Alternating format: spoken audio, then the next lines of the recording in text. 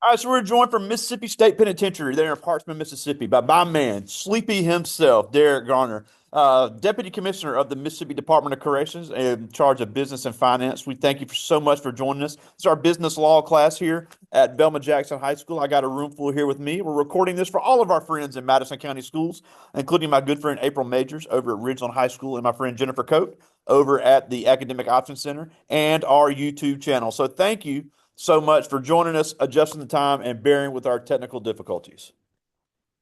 I mean, appreciate you guys. It's always an honor to be able to speak to a group of youth and give them directions and natural world and the world I live in here at Parchman. All right, so before we get into all you do with MDOC, went to Madison Central High School and the great class of 1998.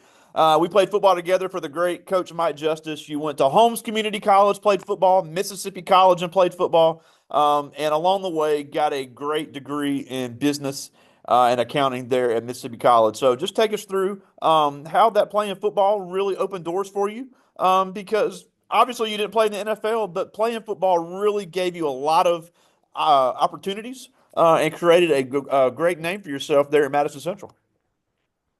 As all of us, when we were playing sports in high school, I think we were one of the great levels. Uh, always had a passion for numbers and passion for money. So one of the key things I always realized, I had to take an apple one way to get there. Education was the best way for me to get there. So I utilized those skill sets as a football player to take me to home college, 2 years of free college.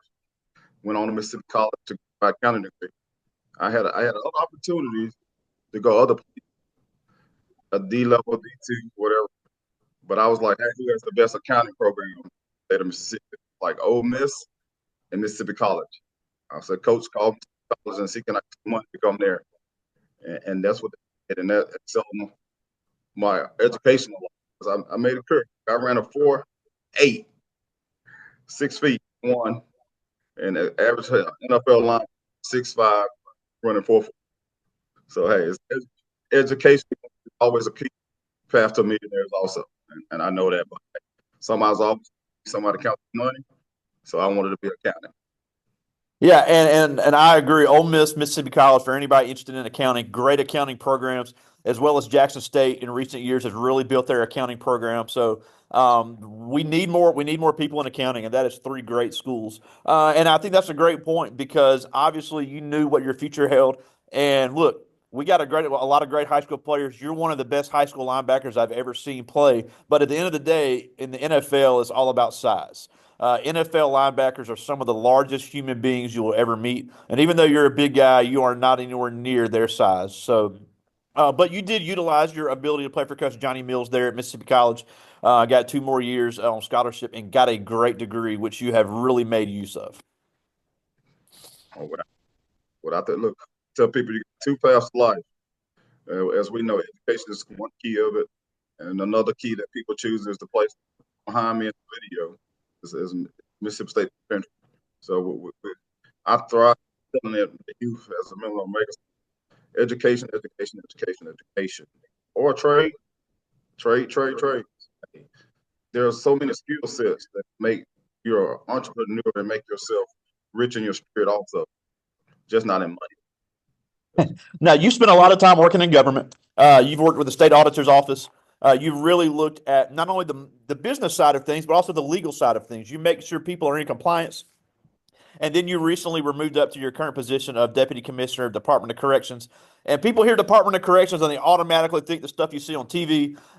You are in the prisons. You're working closely with them, but you're not working day to day corrections officer. You are working on the hiring side. You're handling all their budgets.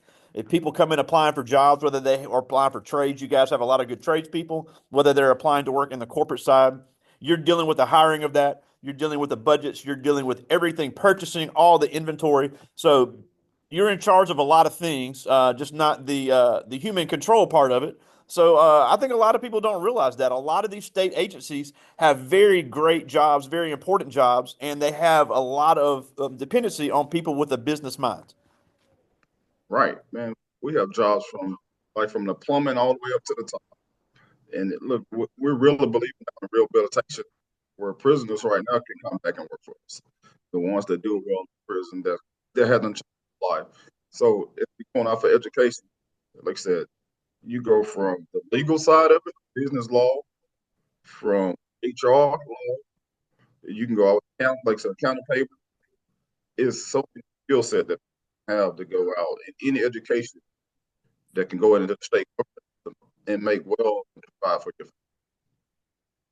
Yeah, and also with accounting, which I know you do some private accounting work on the side, which is can be lucrative. I think something me and you can agree on, and I think all the other teachers as well. When you go to college, well, if you choose to go to college, I think it's important to at least take at least one accounting class because if you're ever going to be an entrepreneur, that's something you're going to have to be at least familiar with. Any type of employer is going to want somebody that has at least a little bit of fiscal experience because at the end of the day, every business is about money. And even though obviously MDOC is not a for-profit business, that's a whole nother rabbit hole to talk about for-profit prisons.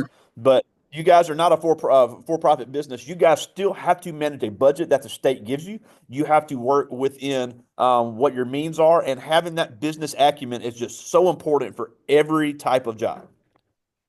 Oh, without a doubt. And it starts in high school. Mr. Owens, the one led the, as you know, on our high school, who led the ground in his class. I would have never gravitated towards understanding money until his class. And like the budgeting and all that should be a prerequisite in high school before we get to college when the credit cards and everything else start coming in, not understanding financial responsibility earlier. So those are one of the key things that we have to start. 100% agree. If you don't take a business class in your life, you'll find that might be up in there. You just roll it every time when you out. Yeah, and also and a big shout out to Bill Owens because I think the work he did at Madison Central has never gotten enough credit. So I always like to mention that when we have Madison Central alums. I know he's retired now, but every Madison Central alum that's come through our era really got a great experience with Bill Owens. Now, obviously, you're somebody that sees a lot of people interview because you deal with at least have a hand in hiring a lot of people. So when kids are coming in for interviews or you deal with a lot of young people, you deal with a lot of experienced people, but it's crazy how many mistakes people make on resumes, people make in job interviews, people make on job applications. And I know I'm on a soapbox today. I've been talking about this with the seniors, but it is amazing how I hear people all the time say, I can't find a job and I have XYZ degree. Well, the degree is important, obviously, because we talked about education. But at the end of the day, you've got to make yourself look good on paper and you've got to make yourself look professional in an interview. So, what are some things that you see grown people messing up all the time when it comes to coming in and applying for a job? The first one is the application itself. People don't take the time to properly fill it out, read through it, and make themselves sound like they're qualified. Like they just write paragraphs, former job duties. I worked there for 5 years. Okay, but applying for a accounting job, make that job duties fit what you're trying to apply for. So when it jump off the page, if I see some accounting putting in that, jump off the me for me. So even the work of the application itself helps you get an interview. And the second one is the same old cliche. Dress for the job you're coming for. I had a young gentleman last week interview. He came in, button down shirt, wrinkle, slack, and I think he had on some dunks. And the dunk didn't go with the suit. I'm okay with the dunk if it go with, but it was out of order for a accounting position, as we always in the first a lot, and we always in the legislatures in my field in accounting. So those are the key things, and the rest of it, the interview process. Be prepared. Be prepared for the job. Mock interviews. One thing I said this generation has that we didn't have. You have YouTube that can help you with videos. You have AI, chat. They can speak these questions out for you to give you a head start on any interview. Utilize it. I hire you. That's how I want to out of college here because I like hungry youth. Most people say the youth is different, but I said they are hungry and you got to challenge them every day. to do better. They're not getting, they're red light technology. Phone is in the technology. So you have to be quicker on your toes to deal. Yeah, and on top of that is the speaking skills. I know you're up there today at the state penitentiary, and you've had elected officials up there touring the prison to talk about some legislation that could affect your paycheck. Right. So being able to present things, being able to talk about things, because obviously state representatives are not experts on the corrections field. So being able to talk, obviously everybody's not going to go into corrections, but everybody's got to be able to talk about what their job is. It's all about sales. It's all about marketing, explaining an idea. And they've got presentations they're going to work on here in a little while. They're going to be doing next week. And it's not a point of making them nervous. It's not a point of making them scared. But you've got to be able to speak in business. You've got to be able to walk in a room and introduce yourself. And you never know who's going to come and be in front of you because in your case, you're explaining corrections to people that know nothing about corrections. If you're going to work on a car, you've got to explain to a person that knows nothing about cars what's wrong with it and how you're going to fix it. Or if you're going to do hair, you've got to tell somebody, hey, I'm going to do XYZ and it's going to cost you this much. So, how much of the communication skills are you seeing lacking when it comes to somebody that's dealing with a lot of business? Man, you getting me on my soap. That's my soapbox is communication. And it starts back at home. We have to start with these conversations in the classroom.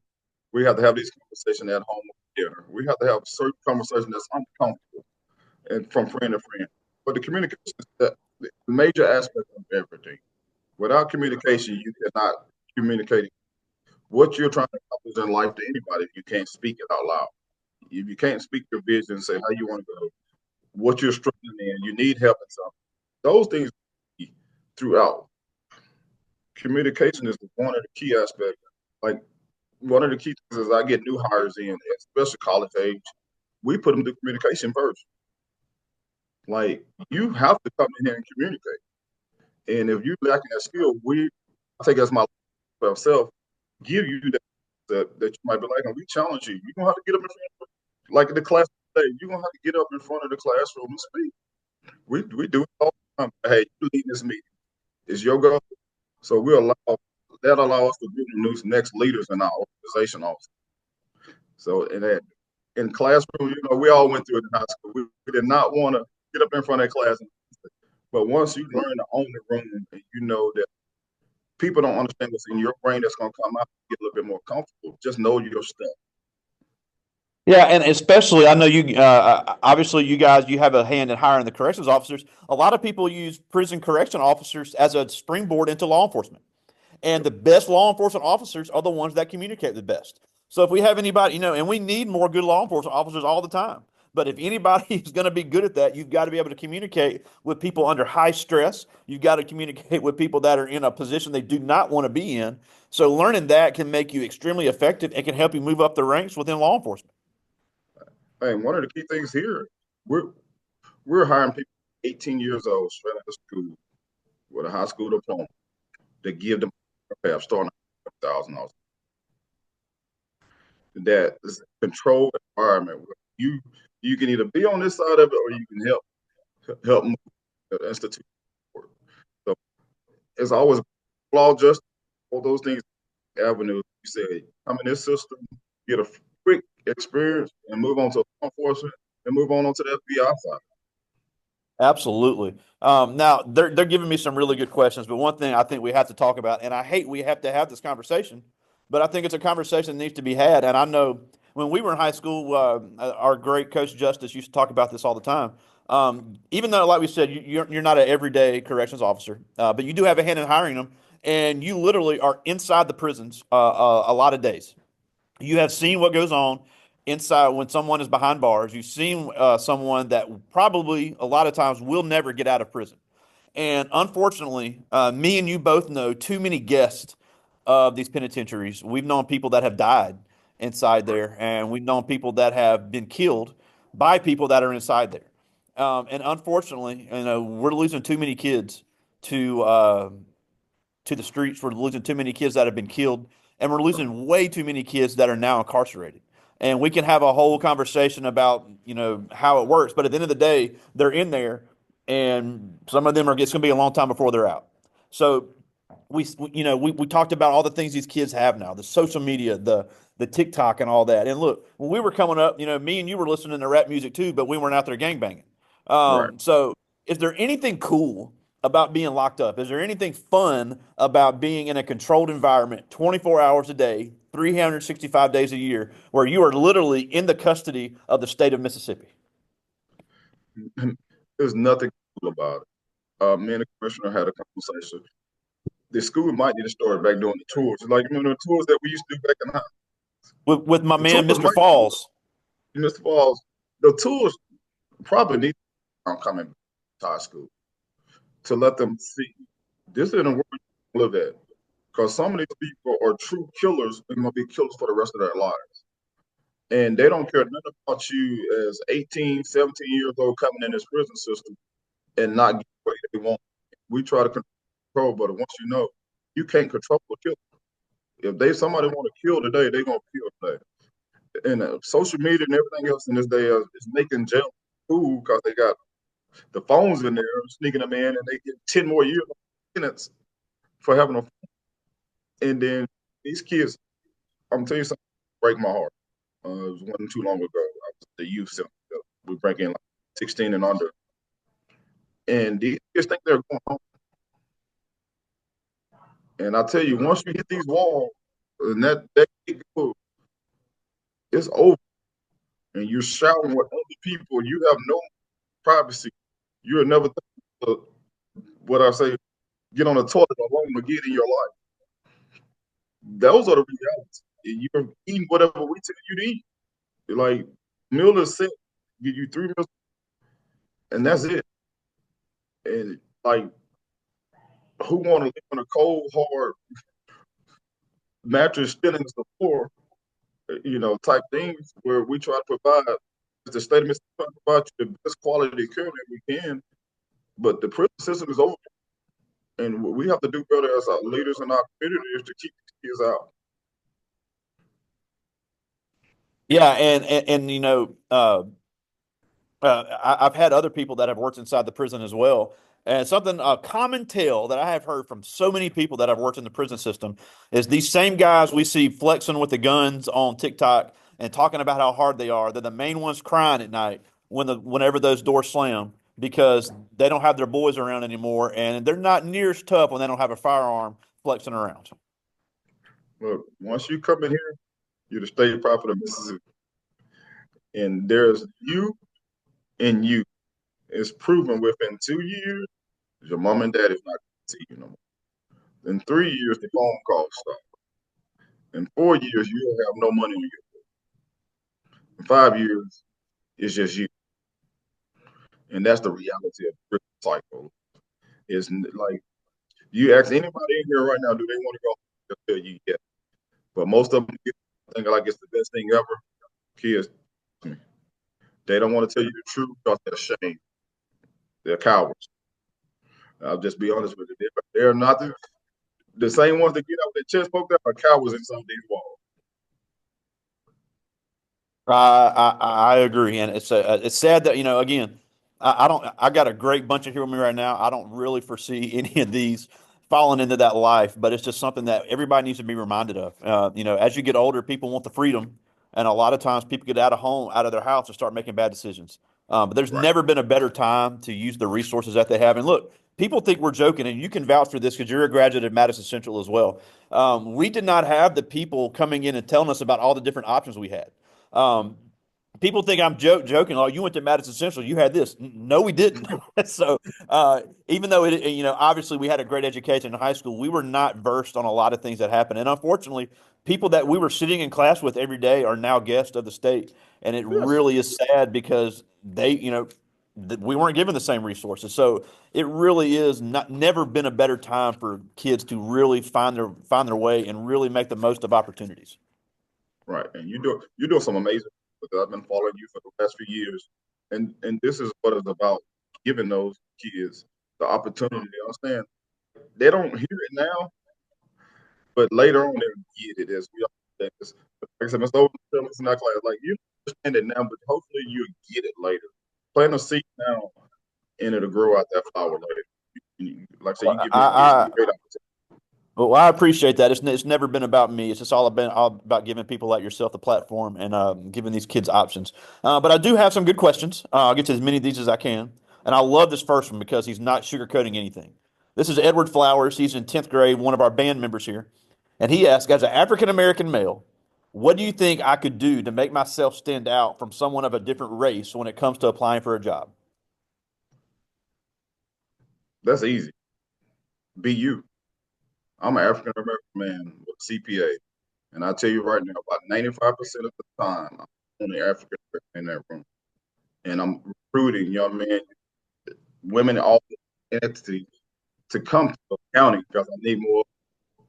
So it's about who you are. When you come in that room, be out there, know who you are first and foremost, because you cannot present yourself to somebody else to hire you if you don't know who you are. So as a Black African American man, just hey, get your education, be who you are, more, make good decisions. Opportunities always come, and believe in it. That's I have a saying: life is but a dream it. Absolutely. I like this one. This is Jordan Jobe. He's one of our football players here, 10th grade. And he asked, when you first started your job, was there anything about the prison industry that shocked you? It ain't what the TV shows. That's what shocked me the most. Like when I tell you, you have to use the bathroom, take it out. I literally thought these guys had some type of privacy, and I'm like, I don't like coming. I'm gonna be honest with you. It's just nobody wants to be here. If you want to be here, something is wrong with you, Oh, I and that's agree. the shock. And I Uh, work it. I like this one. This is Levon Johnson. He's in 10th grade. Very talented photographer. And he asked, what is the best way to learn how to sell yourself? Yeah, like I said, the best way to show yourself, some of the key things is actually moving in the crowd that you want to be in. Like you can, if photographer, the best photographer, even as a youth, if they're social media, they're doing it for showing paintings or somewhere.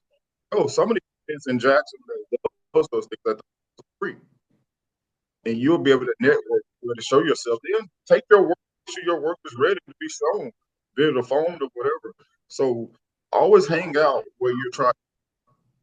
So if you're Yeah. trying to be one of the top photographers, hang out with the top photographers. Yeah, and the old saying is you should never be the smartest person in your circle. Right. So always try to find a way to move up in network. And look, and I'll be the first person to tell you, kids can't help where they're born. You can't help. Our Coach Justice used to always say, "Life don't come with a menu." You can't choose who your parents are. You can't choose where you're born. You can't choose what color you are. Any of that. But what you can do is choose who you're around. And look, we're a small school. It's a small community. You're limited on who you can be around, but you can find ways to network.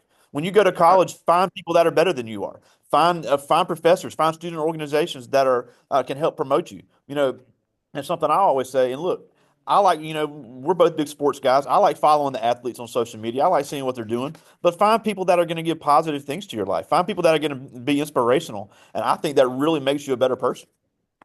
Hey, um, Canton, Mississippi, born and raised, and went to Madison Central. Like I said, some of the kids probably know originally where I'm from. They call it Tin Top. And some of the kids in that room probably know exactly where that's where I'm originally from. So like what Greg said, your community don't define your outcome. That's your mind. That's your home. Absolutely. Well, I just got time for two more. I like this one. This is Zayden Reed. She's in ninth grade, and she asked, "What is the best way to learn how to be a great communicator?" The best way is to do it over and over and over again. Like I was one of those kids.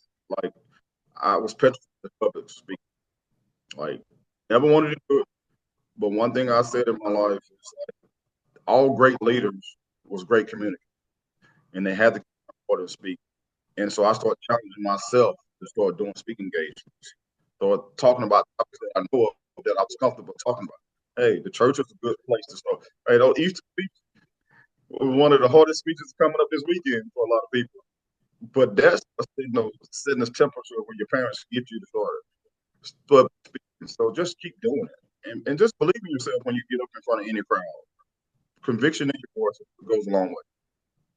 Absolutely. I got one more. This is Rondell Ellis. He's in 10th grade. And he asked, what are the biggest challenges you face being in charge of a financial budget? But the bigger challenges I face, like I said, it's a $475 million budget, and Ooh. that's what I mean. And the challenges is the state of Mississippi is there. We don't always know that we really need to. So you get the resources just to operate, but not to make an impact. So we have to be strategic in our budget to make an impact, not just existing. So that's going to, you got to be creative. You got to come up with so many ideas. You have to brainstorm, work around it, try it, redo it. And like I said, one something is just listening to the people that do the work and see what they really need. And that's the biggest thing. But hey, we have to do what we have to do sometimes. Absolutely. Well, we're almost out of time, and we thank you so much for fitting this in your schedule. But a couple things before we go. First of all, for anybody interested in working in Department of Corrections, great state benefits, great state job, great, especially for kids that are kind of on the fence about things. That's a great place to get some great experience. So, where can they apply for the Department of Corrections jobs once they graduate from high school?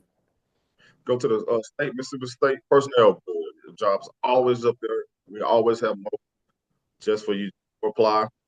Right. If you put my name down there, you'll probably get an interview. Absolutely. Got a family. Now, yeah. Now, the last thing before we go, you know, we mentioned your background. Look, you talked about where you came from. We have kids all the time that say, "Look, I can't make it because my parents suck. I can't make it because that's just the way it has to be. I'm going to go to jail because that's who I'm hanging out with." But just because you haven't seen something happen in your family doesn't mean you can't be the first person to do it. So, as these kids are starting to transition from high school into their next step, what can they do to overcome those obstacles they're going to face and be just as successful as someone like you? Like I said, first male to graduate from college in my family. And there's been plenty more out there, but the first one in almost 20 years. So that tells you right there the mindset that you have dictates your outcome. You have to be your own person. You cannot allow them out to date where you want because, like I said, I have plenty of friends and right behind me. I mean, but my path was different than theirs. I want to day one that I want to be better. I knew it's more. So though I've been living a dream for a long time, and I'm a manifestation type guy. So life is what dreams. I'm dreaming every aspect of life. So if you don't have a vision for your life, somebody else will write a vision for you.